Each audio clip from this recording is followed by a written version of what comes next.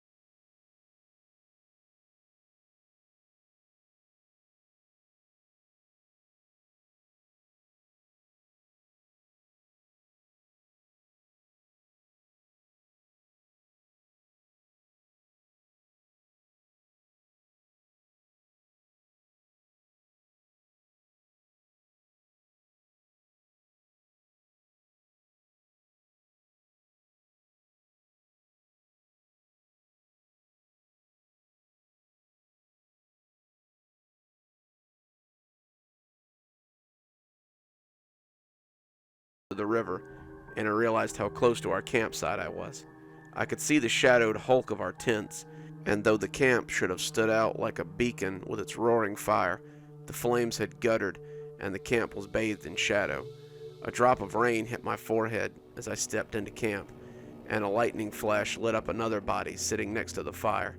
In a brief spark of light, I was certain it would be Reggie, his protruding guts opened and overflowing. As I came up beside the dying fire, though, I could see that it was Mark. He'd been done like the others. I felt tears on my face as I knelt beside him. Mark was a shit like Kyle had been a shit, but they were still kids. Kids aren't supposed to die like this. Kids are supposed to languish in the idea of immortality until we realize in our teenage years just how fragile we are, which brings about adulthood. No child out on a campout should have to face the idea that his life might be bled out next to his cook fire, and Mark was certainly no exception. Mark had wanted to be a baseball player, a dream a lot of little boys have. Though I didn't know him very well, I felt like certainly he deserved better than this. When someone suddenly grabbed my hand, I felt my bladder let go as I pissed my pants. Mark's hand was slick with his blood, but he clung to life even as it leaked out of him. His breathing was jagged and watery, but he seemed determined to impart some wisdom before he died. He put his other hand on the torn opening of his throat and croaked out a single word. Bobby. Bobby? Bobby did this to you? But Mark shook his head in a small, jerking way. Bobby, gone. Reggie, cave. When? Help him. He sputtered out the last with a gout of blood as he flopped back lifeless. I sat with him until he died. Then I made my way to Howling Cave. I didn't want to go to Howling Cave. It was the last place I wanted to go. But if the murderer had Reggie or Bobby, I felt like I needed to help them. That's what you do when someone's in trouble, after all. I didn't feel like a little kid anymore.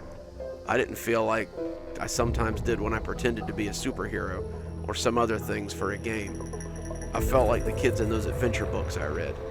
I felt like I had to do the last thing I wanted to do, and if it meant the monster was to be killed, then it was me that had to go do it. The rain fell on me in sheets as I got close to the cave's mouth. The wind picked up, and as the trees shook and danced, the howling scream cut across the forest in a high, crystalline note. I wondered as I went in if there was a wood switch waiting for me in there, some boogeyman that I could blame all of this on instead of some hardened psychopath with a taste for murder. I doubted it, but I almost hoped for a witch as I came to the mouth of the cave. Kids in stories tend to fare pretty well against witches in the end. It was pitch black inside, but I had a flashlight. My beam found an easy trail to follow almost immediately. Someone had left bloody sneaker prints on the cave floor, and I could only hope that it wasn't on purpose. I crept along through the tunnels. As I went, I began to see signs of a fire up ahead. All of a sudden, the howling raced across me again, and I covered my ears to block it out. It was louder than I'd ever heard it, an otherworldly wail that made me want to fall down and cry. I moved towards the fire, always towards the fire, and it led me to a small chamber near the very back of the cavern. A placard on the wall declared that this was the witch's hovel. I suspect that it had been set up after the legend got popular. There was a cauldron, some shelves along with some old books, a cane broom, and... Bobby! My flashlight found the back of the scout shirt as I moved closer. Someone had leaned Bobby Terry against the corner like a naughty child. There was a standing pool of red around him, and I didn't even need to flip him over to know that he was long gone. He was on his knees, face pressed against the stone. I saw my hand reaching out to turn him around, and I pulled it back before I could have another murder etched into my mind forever. I heard footsteps behind me then, and flipped around to find the last person I'd expected. Reggie? He smiled at me, and my flashlight glinted off the knife in his hand. All things considered, he was really none the worse for wear, though the bloodstains on his uniform looked fresh enough to make me think he'd gotten wounded. When the howling started again, I looked up towards the ceiling and felt stupid for ever being afraid. The placement of the hovel in the chamber was pretty smart on someone's part, because the chimney-like opening at the top of the cave made the howling sound I'd heard when the wind blew across it. The howling and the wailing had been nothing but a big bottle for the wind to blow across. The revelation distracted me from Reggie, and it almost cost me my life. I was honestly hoping you'd make it out. You're the first person in this situation that's ever been genuinely nice to me, and I appreciate that. I really do, he said before snaking forward and trying to slice me with the knife. I stepped back from him. The blade cut a long gash in the front of my uniform, but never hit the skin. I took another step back and analyzed this new Reggie. This wasn't the soft-spoken, scared little boy from the camp who pissed his pants and shrunk from bullies. This Reggie was a competent, crafty creature who waddled less and stalked more. He looked at me like an artist who's sizing up marble for his next sculpture, like a painter who's trying to winkle the next masterpiece from his canvas, a writer wheedling the next bestseller from the aether, or a predator contemplating his next meal. I thought about running, but he was blocking the only exit. I could juke around him maybe, but he'd proven himself to be very quick already. I found myself backing up, Reggie walking towards me with all the ease of a B-movie slasher. Suddenly my heels struck something on the floor, and I tripped. I cursed myself mentally as I fell, and Reggie stalked in, easy as you please, as I crab-walked backwards. Why, Reggie? Why would you do this? Reggie seemed to think about it for a minute. 'Cause I can. The knife opened up my stomach in a single slash, and as his entrails spilled out, the witch laughed and laughed, having claimed yet another victim. The police would later find the bodies of the scouts and their scoutmaster, but no sign of the weapon or the killer would ever be discovered. To this day, they say you can hear the witch's unearthly howl on quiet nights, and those who sleep within her woods may find themselves to be her next victim. The campers sat around the fire with big moony eyes as I finished the story, and they all glanced around as the fire crackled, trying to get a glimpse of the woods witch before she got them. The woods suddenly caught a pine knot, and the loud crack made all of them jump before laughing at their own jitters. The 7 scouts, none of them older than I had been when I first stepped into the woods, discussed the story in low whispers amongst themselves. A pudgy, freckled-faced scout with the unfortunate name of Davy spoke up just as I thought they were all about to settle in for the night and drift to their tents. "Scoutmaster Lawson, is there really a woods witch?" One of them, a tow-headed kid named Ken, who reminded me a little of Bobby Terry, guffawed loudly and made a rude noise. "Little Davy's scared of the woods witch. It's just a story, Nimrod." Actually, my own scoutmaster told us about the woods witch when I camped in the woods. It's a local legend that's supposed to have some historical fact. Though I doubt she still lives anywhere around here, I said. Davy looked a little relieved as he put another marshmallow on his stick and held it out over the fire. "Thanks, Scoutmaster Lawson." "Call me Reggie," I said, smiling. "All my friends used to." Good evening, my little creeperonis. It's me, Dr. Plague. Thank you so much for joining me for this evening's reading. If you'd like to support the show, again, we have a Patreon. I'll leave a link below. Or you can buy one of my books. I've got a newest one that came out last month called Dark Journeys. It's available on Amazon. I'll leave a link.